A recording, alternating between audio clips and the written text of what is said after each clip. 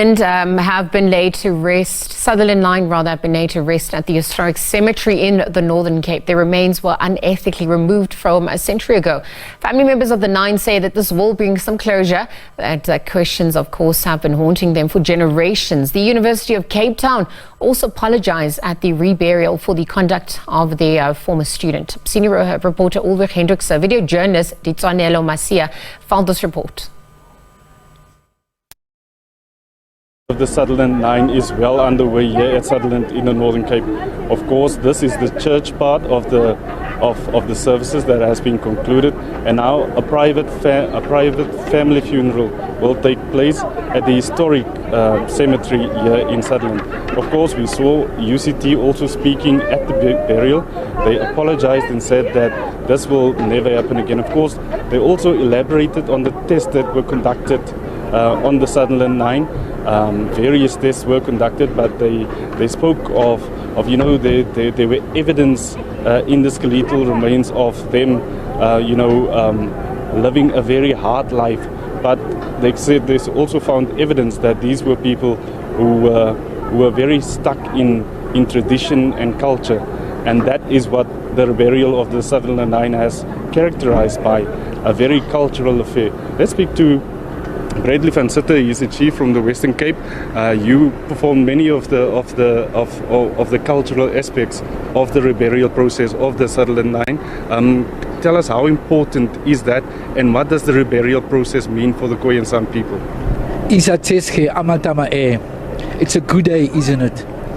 Today is a very significant day, a very important day, not for the community of Sutherland, but for all people in this country. The bones of our ancestors were calling out.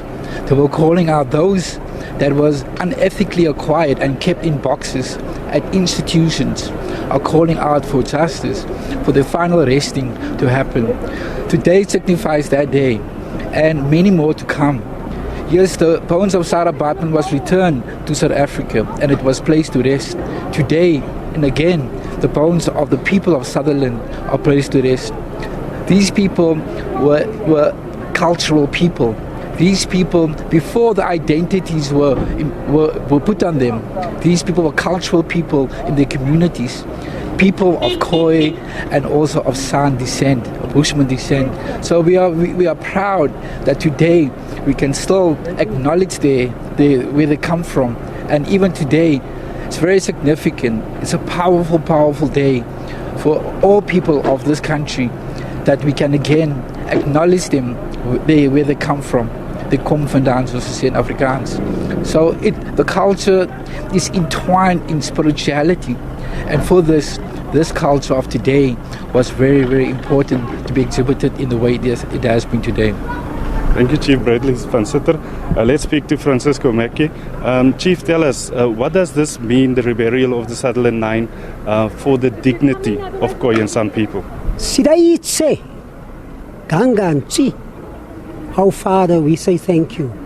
It means a lot, the restoration of a nation, its identity in our venerable ancestral sacred heritage land, blood ground, spiritual home. It has to happen. It must happen. After 103 years and 5 years in the making, I was actively involved with UCT.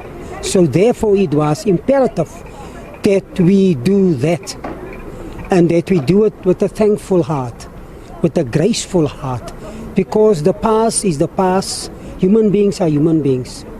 We must endeavor to correct, not the mistakes, the willfulness, the hurt, the anguish of the people of the land.